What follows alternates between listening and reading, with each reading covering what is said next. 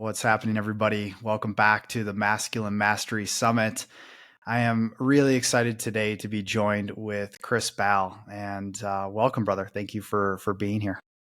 Thank you. Thank you for having me.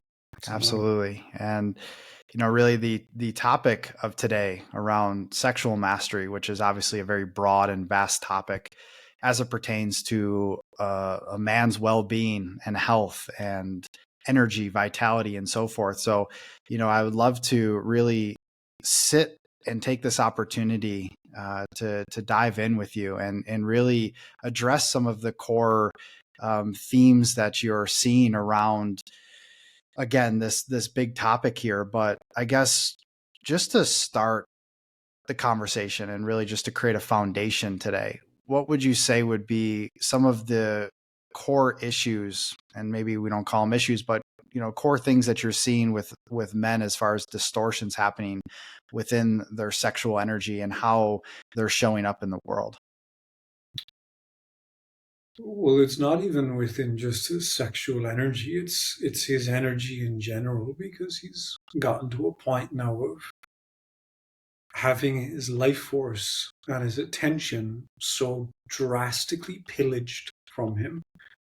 So most men in the world, unfortunately, are more distracted than they've ever been, which is going to have dire consequences for everything else, because if he is that level of distracted, he won't be able to bring his consciousness anywhere. His consciousness essentially starts to kind of become useless. So there's a lot of taking up space physically, but he's kind of lost contact with his inner sadhana, or his inner way, his inner spiritual work, his purpose, his intention, his mission for being here in his own life. So ultimately, the biggest problem before we get to anything else is his level of complete distraction, and how checked out many men have become.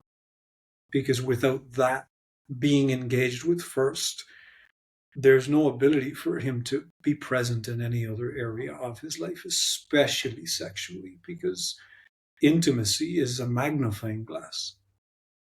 That moment where he's being intimate is going to show the way that he's engaging with every other aspect of his life. Yeah. And aside from the obvious here, which is technology, porn industry, all of that, Mhm. what are some of the other contributing factors here that you're seeing, that you're recognizing in the patterns that are happening as far as the distractions, addictions happening that are fragmenting men in this way? I mean, you said it. It doesn't have to be complicated to be incredibly damaging. And it is that simple. It's not complicated. It's technology, it's social media, it's his relationship with the internet, it's his relationship with screens, and pornography, as you said, being a huge part of where men are getting their information and their education. Correction, where young boys are getting their information about sex.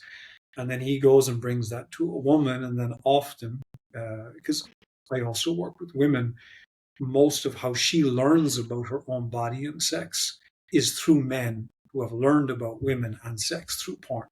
So it's like this looping thing that starts to happen, that is happening, that can only be relinquished by consciousness coming back in, by a man's willingness to start questioning what is now normal, and being willing to go through the challenge and the complete fucking discomfort when it comes to moving away from what's normal and actually coming back to what's sane, because what is now normal is complete insanity.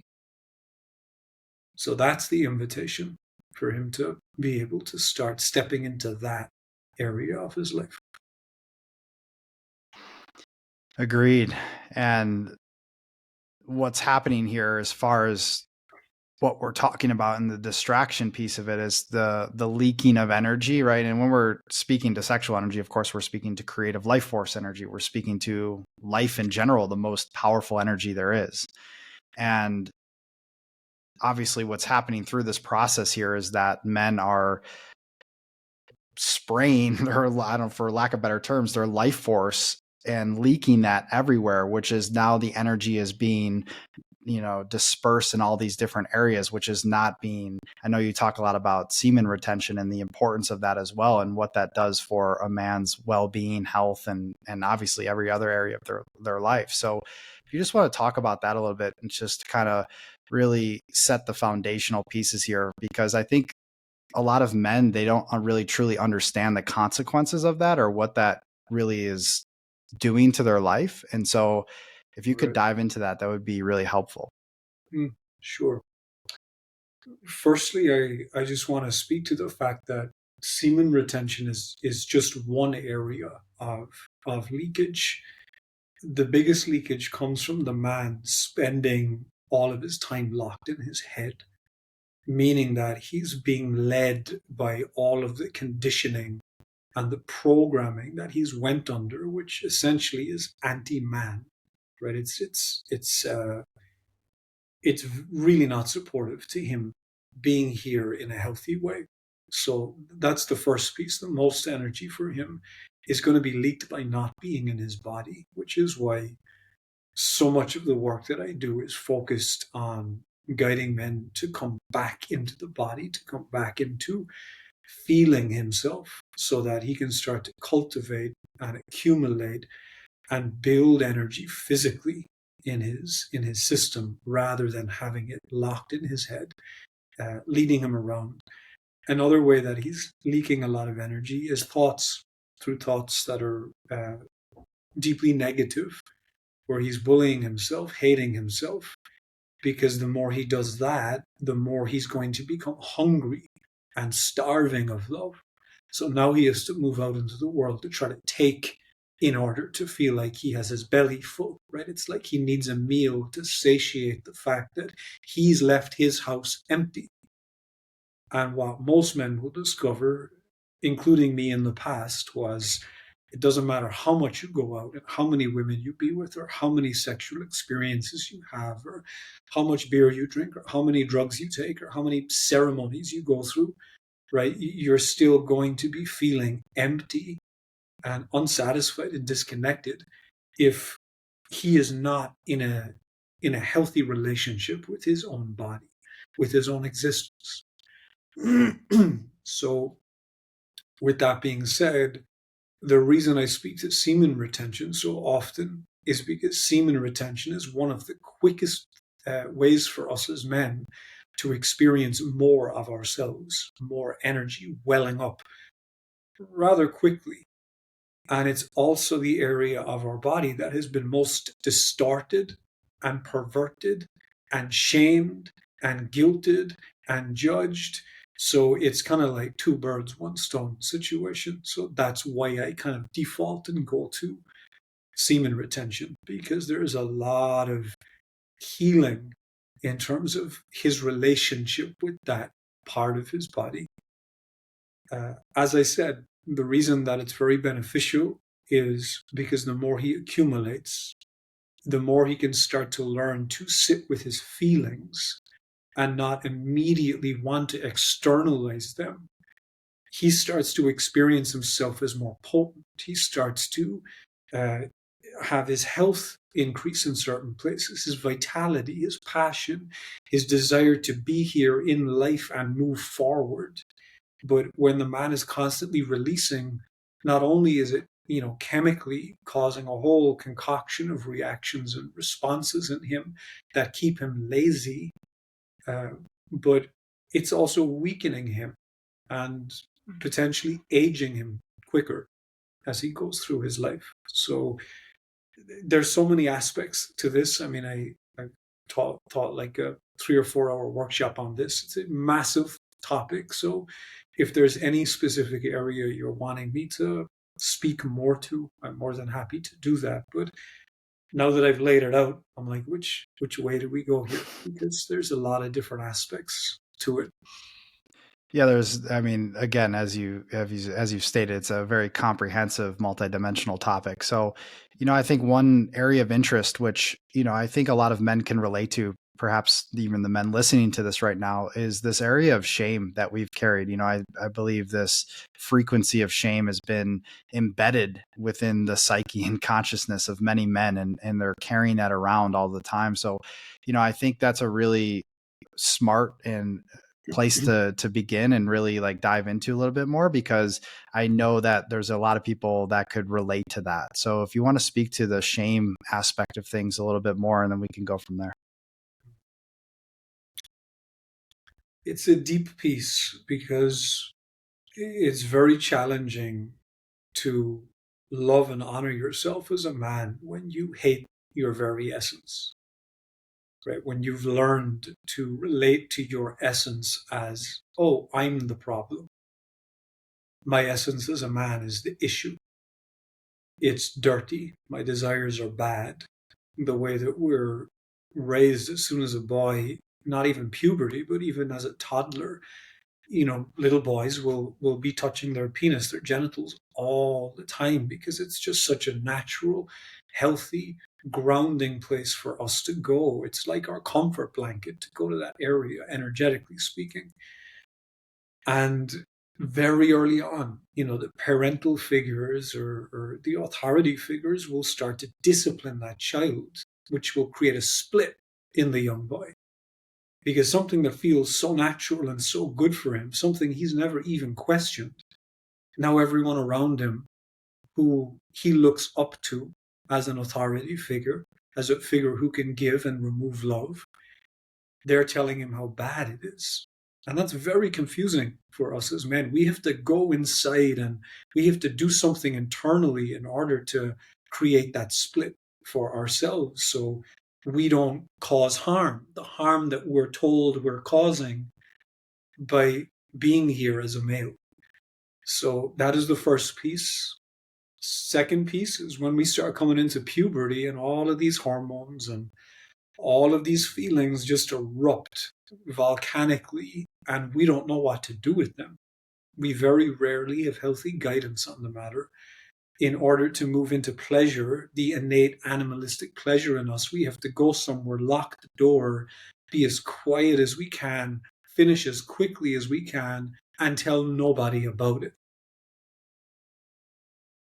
So how the fuck are we supposed to be healthy and treat ourselves and others, especially women, with respect and consciousness and love when we've been torn from our nature, when we've been made to hate ourselves and that aspect of us? So it runs very, very deep, so deep to the point where a lot of the times it's just not seen because it's so normal. It's so normalized. And there is where the deepest issue is that it's normalized. So my way of assisting men is to assist him and support him and guide him in reconnecting with that area of his body as an absolute creative powerhouse, as a grounding rod, as his comfort blanket, as his director. And I don't mean director in hunger, because even saying that word, people will get triggered by, oh, men already think with their penises. No, they don't. They absolutely don't. They're being led by the perversion that's been planted in their genitals. They're being led by the parts of them that have been so misheld and so mishandled and so lied to. So that's the part that's so important for him to start to become aware of and to feel. Because there's no healing, there's no releasing of shame if the shame is not fully felt. Right? He has to gently, lovingly, deeply presently be with his genitals. Allow all the sensations that arise in him when he's not there with the intention to friction fuck himself and ejaculate. What if he wasn't to do that? What if his whole intention was just to be there, to lovingly touch and to feel everything that comes up in him, even his shame for not having an erection because he's not watching porn right now. He's not thinking of any sexy thoughts. He's just touching that part of his body that is probably desensitized and tired from being emptied so much. So now he has to feel the reality of himself. And that's where the medicine comes in. Because a man who is not spending time with the reality of himself is going to be so disconnected from who he is and where he's supposed to be moving to. So that is the first piece. The shame must be acknowledged, not thought about, not just given lip service to, but to actually be laid down with, held, felt. And he does that through cultivating his ability to stay present, to stay in his body, and to love himself by expressing himself with his sound, with his breath. Maybe there's rage that wants to come out of him. Maybe he thinks it's rage. But when he gets in there, it's actually tears and sadness, and the little boy in him starts to come up to the surface. All of this is required for men to come back to a place of health. Most men not only have never held themselves in that way, but because of where women are at right now, he's never been held by a woman like that. Because she's walking around with so much fucking disdain in her towards the masculine, trying to call in her man, which of course doesn't work. You know, my work with women is you need to find that spot in you that doesn't trust men, that doesn't actually have lovingness towards them and just seeks them as resource. What resources does this man bring to me? Let me value him based on that. So it's all a little bit contorted right now. And it's not because anyone is wrong. It's not because the woman is bad. She has been deeply mishandled by sick male energy. And that needs to be recognized. That needs to be held. There needs to be space for that to be felt and processed. But someone's got to go first. And we need to stop making it about the other. No, it's your body. It's your energy. Life happens. Now let's get on with it. Right? Because we can still be sensitive. We can still be resilient in our sensitivity, but we're overcorrecting right now. You know, because of how the past has been. All of these things are being brought forward to the front, which is beautiful. It's so important. But we do what we always do, which is the trauma starts to lead and it overcorrects. And then it's right back to a different type of dysfunction. But we must go first as individuals. There's a lot of enabling of victim consciousness on the planet right now, where everyone's just kind of rolling around in their emotions and just regurgitating and regurgitating. It's like, I hear you, that was tough. Now, what are you going to do to get on with your life? So that is my work with men fundamentally, and also with women to a certain degree. But definitely with men, it's having that integrated balance between compassion and resilience, sensitivity and resilience. The space to feel his feelings, to feel the shame, to feel the sadness, to feel the anger in a healthy, conscious way. And then also to realize as a man in this life, stuff happens. And our strength is required in different ways. One version of strength is him feeling his feelings, feeling his trauma.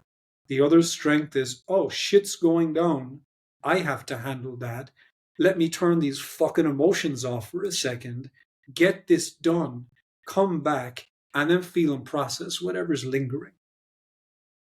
But we're getting confused. We're losing the integration in this at the moment. And a man's relationship with his genitals, with his sexuality, and semen retention ultimately is one of the greatest challenges that he's going to have that will show him who is in domain of his sexual energy, whether it's the world outside of him, his addictions, his pleasure chasing, or whether his consciousness is present in the room and is choosing to hold himself.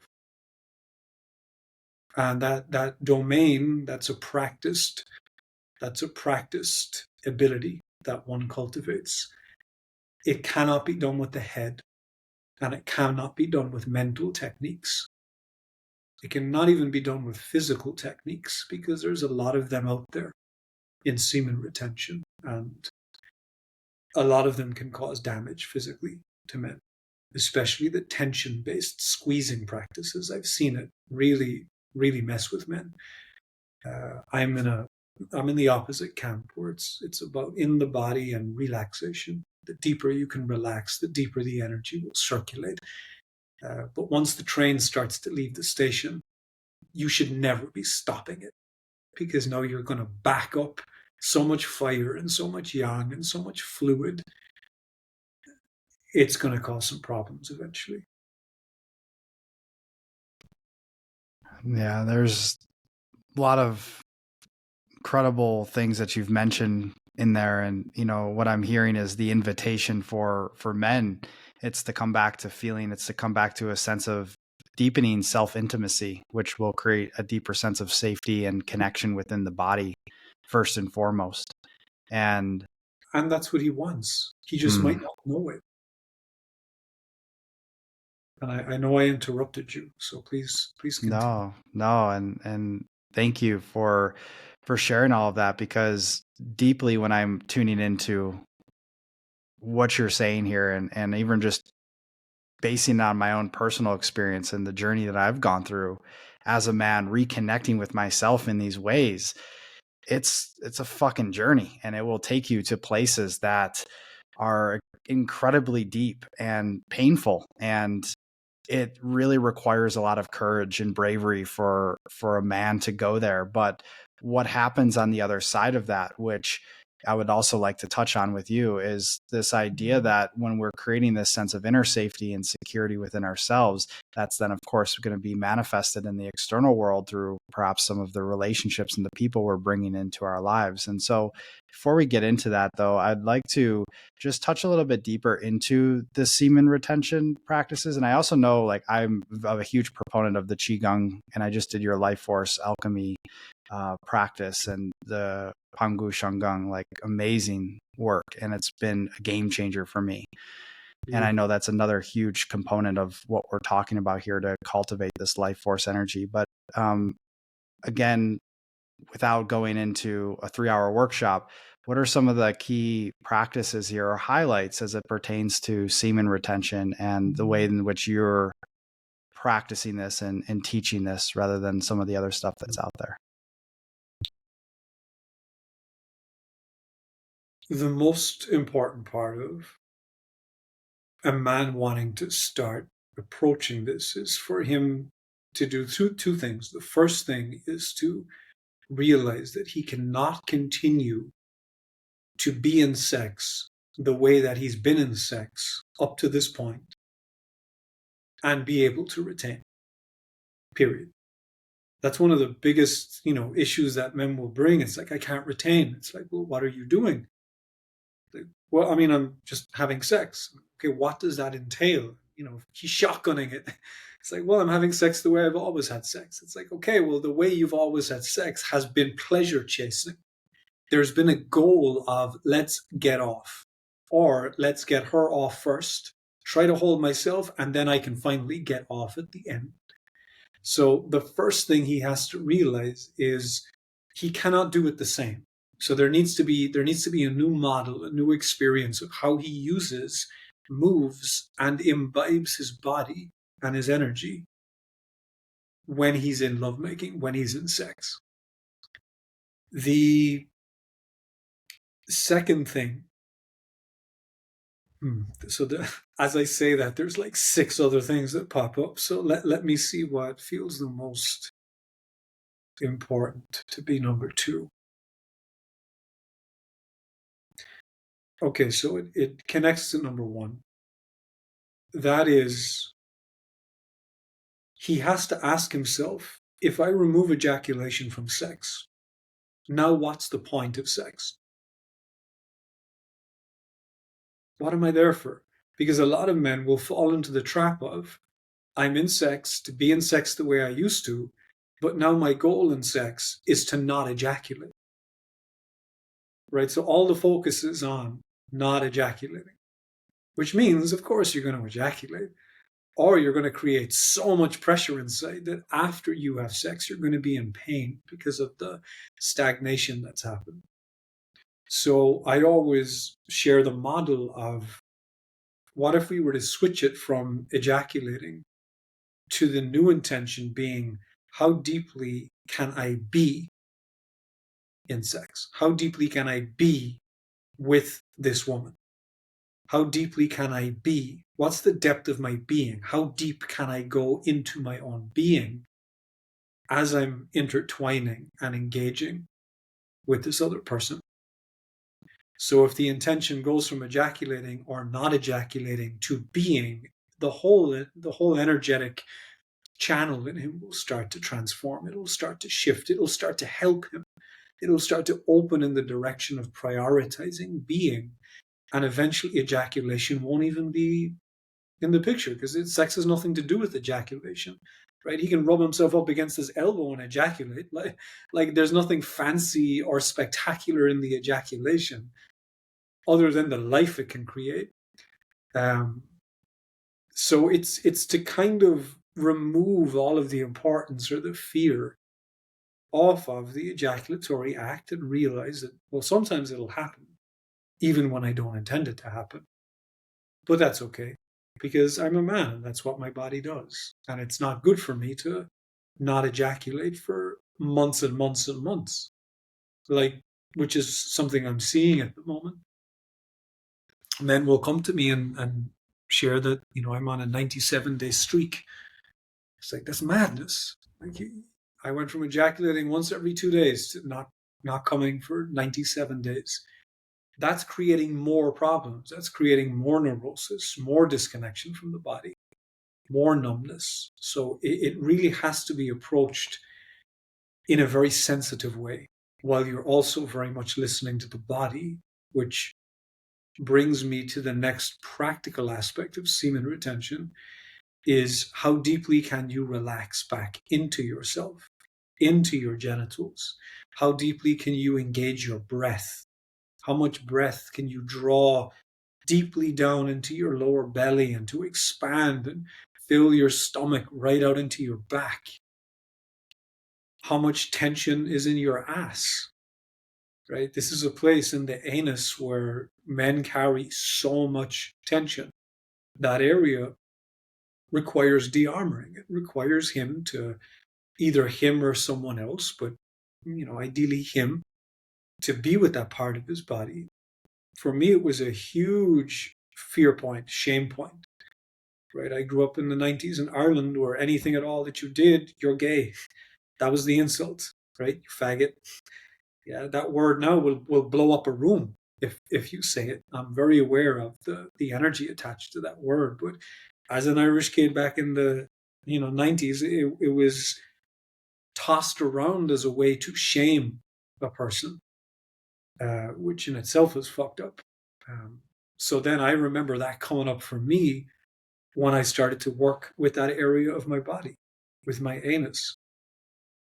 And working through that part opened up my pelvis to an unimaginable level of openness that I could never access just through my genitals. And this is just so simply, one finger taking deep quality time with yourself and being really, really present, breathing, feeling everything that arises from the fear to the shame to the panic to the I want to ejaculate, everything that happens to come up, but just staying with it. That is my way of approaching semen retention, so that it does not become this militant practice that damages the body and goes against the body's natural flow. If my train leaves the station, it's going all the way. So how do I show up in a way where the train never even moves? But I can be in full body orgasmicness and bliss, and I can choose to be there as long as I want to be there, regardless of how intensely she's going into her feminine experience. That is the domain that I'm referring to. And all of that is going to come from those two bits. First, how much can he be in his body? And second, how deeply can he relax into himself And as feeling and overwhelm and fear comes up in the sexual intimacy, how deeply can he immediately adjust and relax into that? And then the next wave comes and he's like, oh shit, okay, let me relax into that. And it just continues and continues and continues. It's not about controlling, it's about relaxing back into the experience in spite of the terror that comes up for us as men in case we're overwhelmed by feminine energy. That's the terror, that's the fear. So it's a practice of consistently capacitating on the spot and responding with deeper relaxation. Because energy wants to circulate. It wants to move. You don't need to squeeze and pump and grit and try to imagine your fucking microcosmic orbit. Like, that's the thing that takes men so quickly out of sex and disconnects them from the woman that they're attempting to be in sex with. Be in the room, be in your body. Why are you so afraid of being in your body? Why are you trying everything to get out of your body and away from your body and to control your energy? Men come to me thinking I have control over energy because of the work I do with women and even with men. I'm like, I have no control over energy. I just allow it. My work has all been about how deeply can I get out of the way and relax back into absolute overwhelm. More energy means more overwhelm, because more energy equals more feeling, it equals more sensation, it equals more pleasure. And we have such a low capacity for pleasure in our bodies right now because of how far out of our bodies we have become. So you know that experience of pleasure that can all of a sudden flip on itself, and now it's terrifying and it becomes painful almost in the experience. But we can capacitate to that. And this is about how he engages with feelings everywhere in his life. It's not just retaining semen and as he's having sex. It's actually the opposite.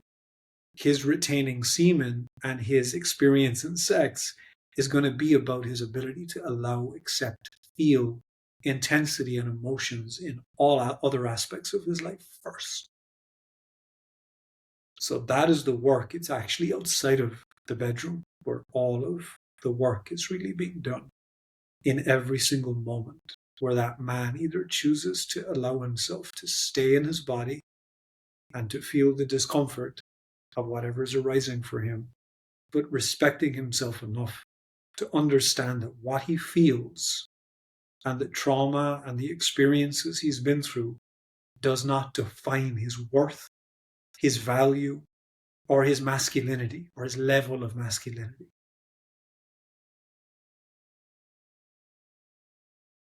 So that's the part that I really I'm inviting men to be a lot more aware of. It's everywhere. Yeah, beautiful, brother. That's beautiful. And I guess the core ingredient here of what we're talking about, beingness, presence with just oneself at all times. And also, which I know you've mentioned aside from this conversation we're having today, one of your videos that really struck me, which I really take to heart and create more pauses and opportunities in my own life to just relax into myself, is this like a core principle of our essence, our spirituality is relaxation, which you've mentioned a few times in this conversation so far. And I think a lot of times for men, speaking for myself in the past and also speaking for perhaps people listening to this right now, it's like this anxiety that's just overriding the body, whether it's in the bedroom, performance anxiety, can I last as long so that she feels the pleasure, or just anxiety around this entire topic overall. It's like embedded into the nervous system. And so what we're speaking to here is generally just a regulation and coming back into more of a parasympathetic state is what I'm hearing from you. Yes. I always say, and I've been saying it for years, that relaxation is my religion. because when I'm practicing it, I'm closer to God. And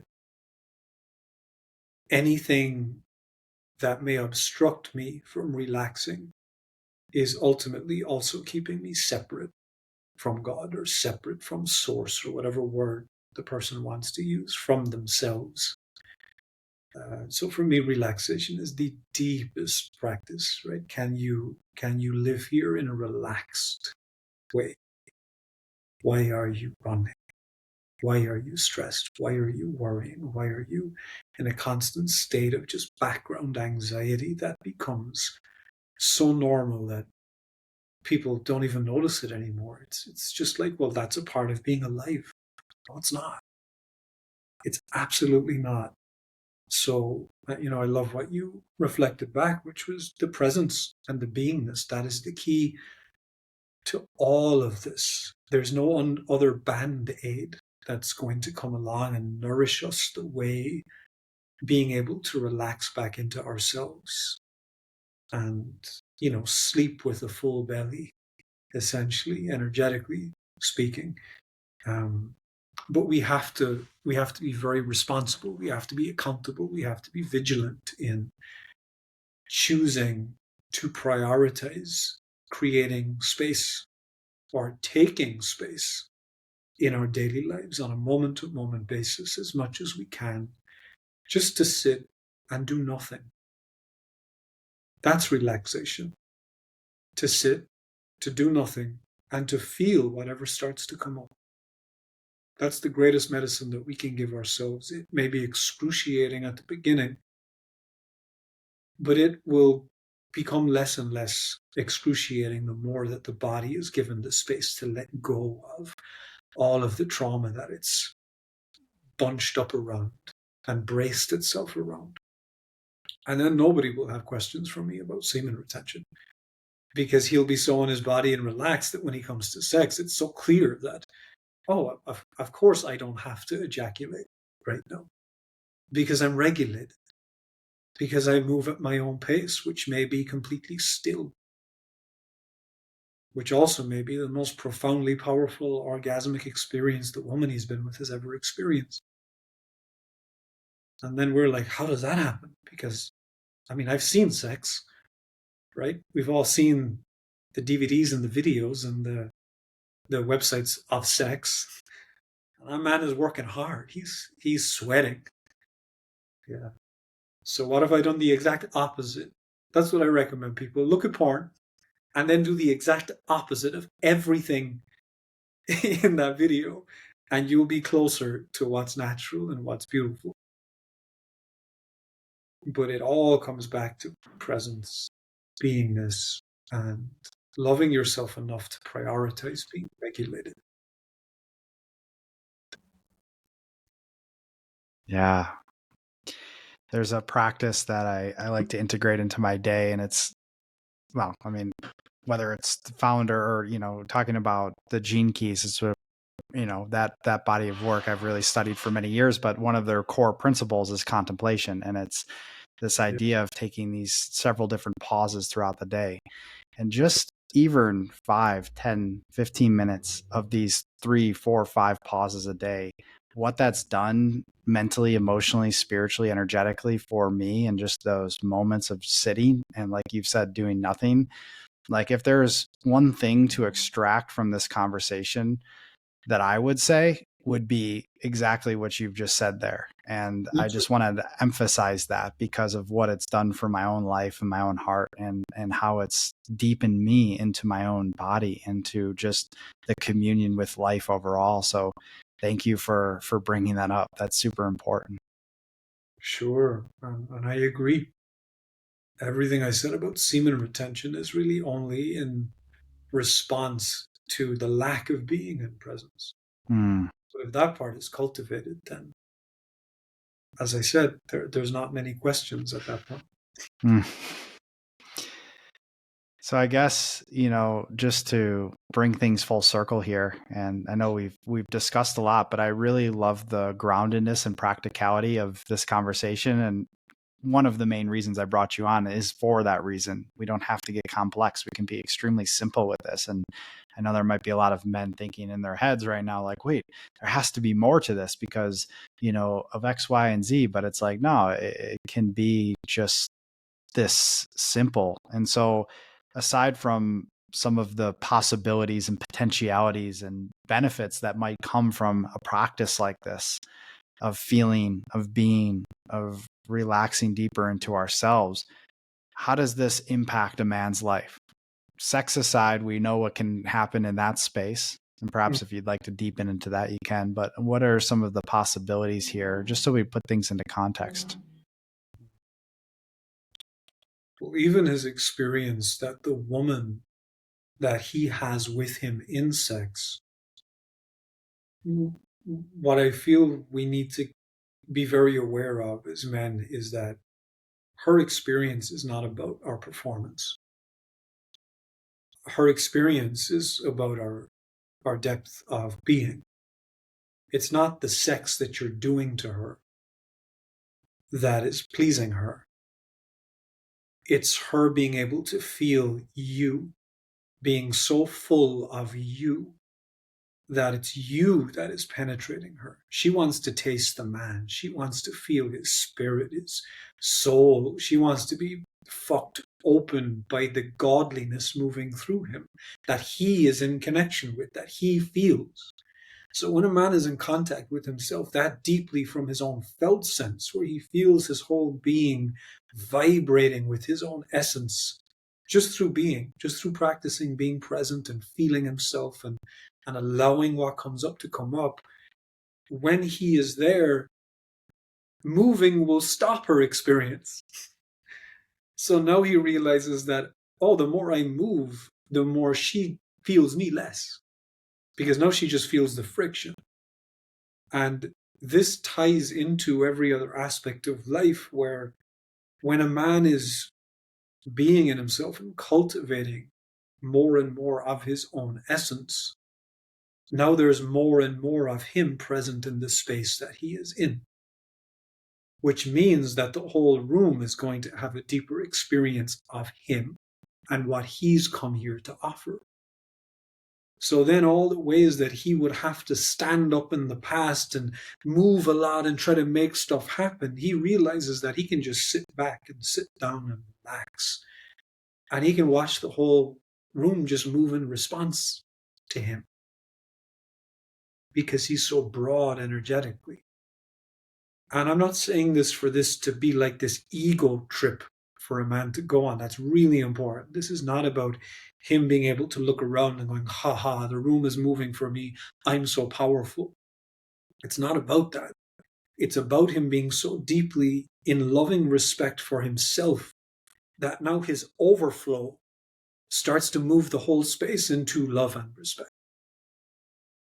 Because ultimately, to get cheesy, I guess, I've wished this was not true through my whole process because it sounds so cheesy.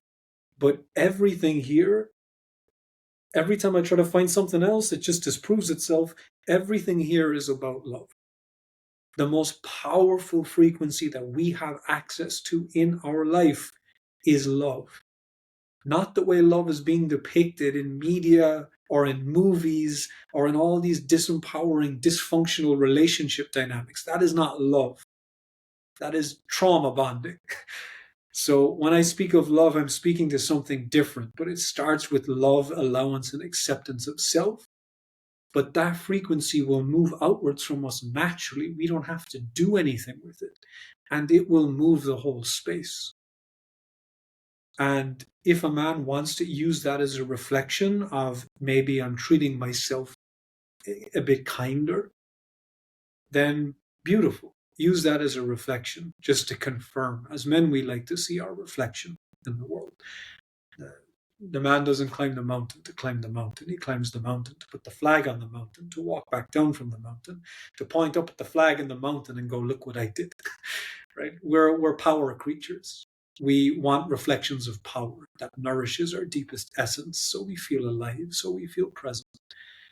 And a man will really experience that reflection in terms of lovingness back onto him from the people in his life when he can show up fully taking care of himself, which means he can fully start to take care of other people. A man cannot lovingly touch a woman if he does not know how to lovingly touch himself. Right? If we don't have that essence in ourselves, as much as we try to love and appease the people closest to us in our lives, we're still penetrating them and hurting them with all of our dysfunction. It's unfortunate, but that's the way it is. And I always say that my practice is 50% for me and 50% for every single person that I come in contact with, and that has to be in some type of space with me.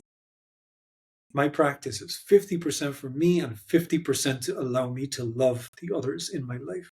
Because if I don't do my practice, if I don't show up, if I don't prioritize presence and sanity in my own life, everyone else that I come in contact has to then essentially be drenched in that when I'm there.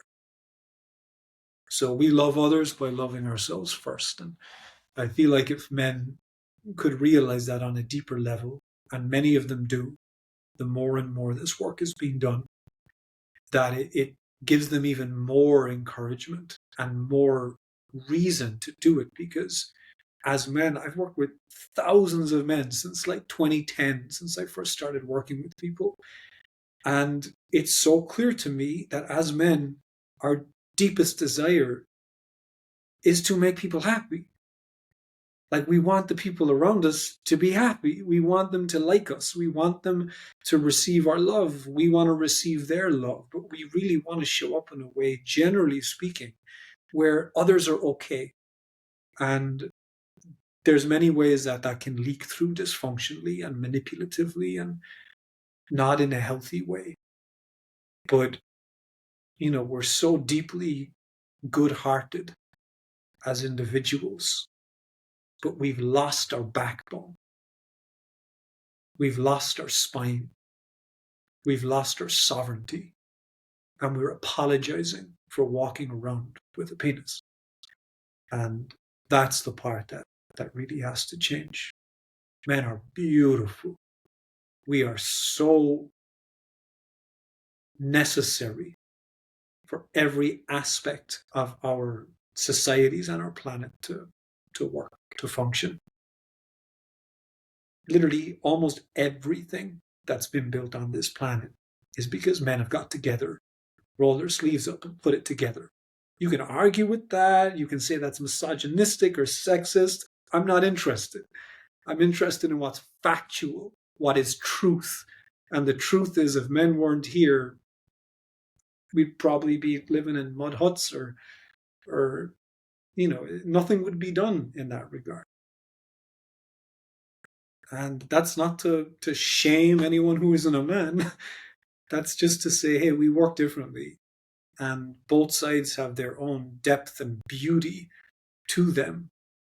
And it's important that we can celebrate one another for that, rather than competing with one another for that. I've learned love through women, period.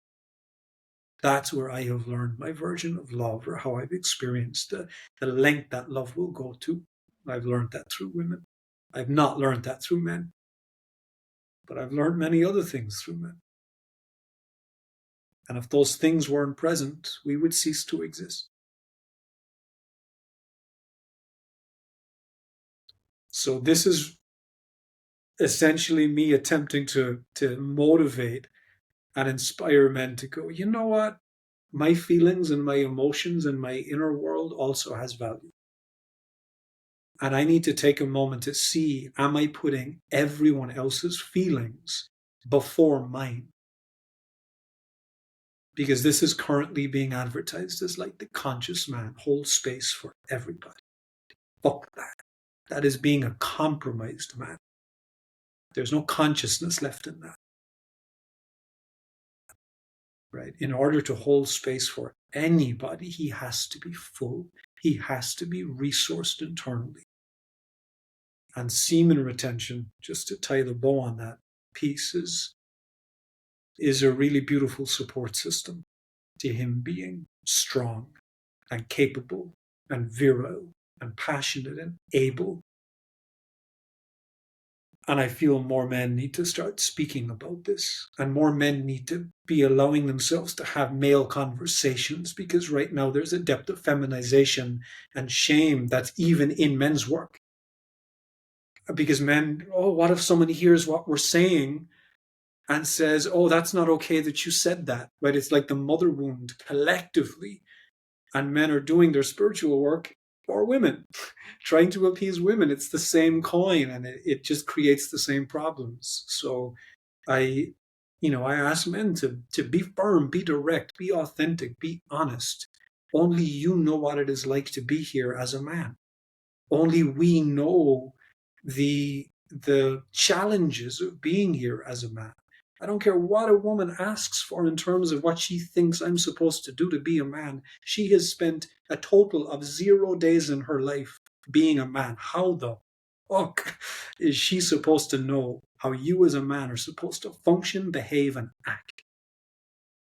So please, men, and I'm not saying this for a man to shut a woman down or to not hear her or anything like that. I'm saying this to support his healthy, sovereign boundaries. You get to say, no, that's bullshit. That is not true for me and my experience.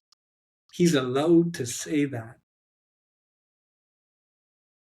And also, he gets to educate her and be really honest with her about how he works as a man and what's really, truly going on for him inside.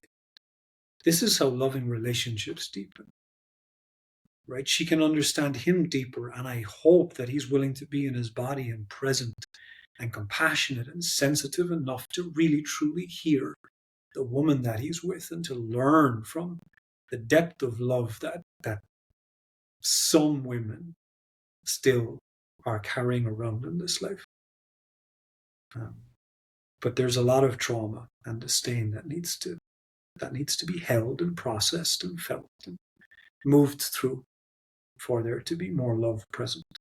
But someone has to go first. And there's no shame in being a man with a spine and sovereignty and directness and firmness and moving in his direction. And all I ask is that as a man does that, he means no harm. And that ultimately he's doing that as an act of service, love, and protection. But to be in that, he has to have access to himself. Semen retention. He'll have more access to himself. So I'm going to stop speaking right now because I realize I've been on a for a while. No, it was perfect. It was very welcomed, as I'm just really taking in and all of the words that you're sharing here, and I feel like the invitation is what you've laid out here today has been very clear, defined, and I feel that any man that is listening to this right now really drink in these words and feel the essence of what Chris has said here. Because for me, just listening to you and everything you've shared has been really profound. So I thank you so much for being here, for showing up, for the work that you're doing individually and also collectively. It's really, really important work. And I guess what I would leave it at is, one, if there's any additional last words you feel called to share into this space, you're more than welcome. And two, please direct people to some resources. I know, I've done several of your offerings and courses. And so just if you'd like to direct people to some of those that could be beneficial based on this conversation, that would be great as well. Sure. Well, thank you for having me, and thank you for inviting me, and I guess trusting me enough in this space to be able to share even a morsel of something that might be of benefit to men. In terms of what I'm wanting to share is my deepest intention in all of this work, because I know I come across, very direct in certain ways and fiery sometimes and opinionated and all of that. That's all very consciously chosen in order to wake up and activate certain energetics in whoever I happen to be assisting with or speaking to. But ultimately, my deepest intention here is for loving kindness.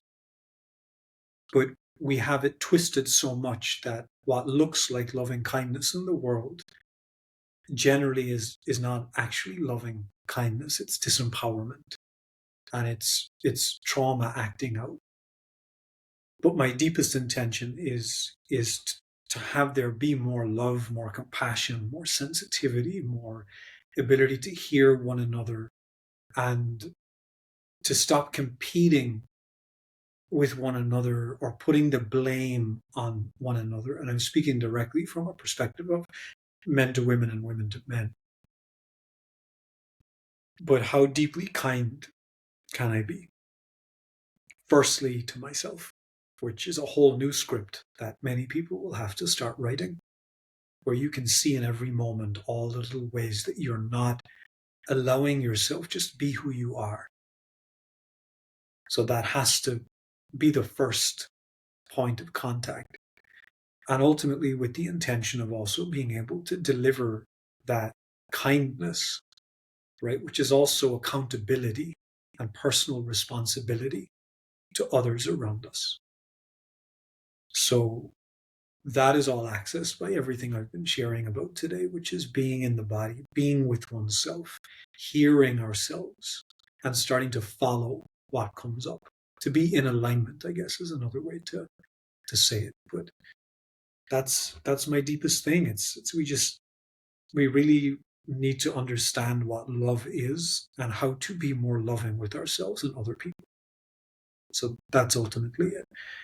And for people to find me or the work that's out there, or for personal sessions, the website is awakenintent.com. For content, most of whatever is created between me and my team go on my Instagram, which is Chris Bale Awakened on Instagram. And there's a lot of stuff just to get a deeper feel of the work and different things that I speak about and speak to. And there's also a lot of workshops and courses, a lot of replays that are on my website, both for men and for women. But in this case, with this conversation, I highly recommend the men who are interested in learning more about my approach to semen retention and just masculine energy accumulation as a whole to check out the workshop that is on my website. It's called Sexual Energy Cultivation and Semen Retention. And that can basically just be accessed as a replay. So that will say so much more than I've been able to fit in today. But I think that's it for now. Yeah. Yeah. I can't recommend enough all the people listening to this, which there will be many people, many men, to go check out Chris's work. So thank you so much for your time and your energy today and bringing forth this transmission. It's really deeply appreciated. And yeah, thanks for everything, man. Thank you, man. Thank you for having me. I appreciate it. And thank you for anyone who's made it this far and got to the end. I appreciate you.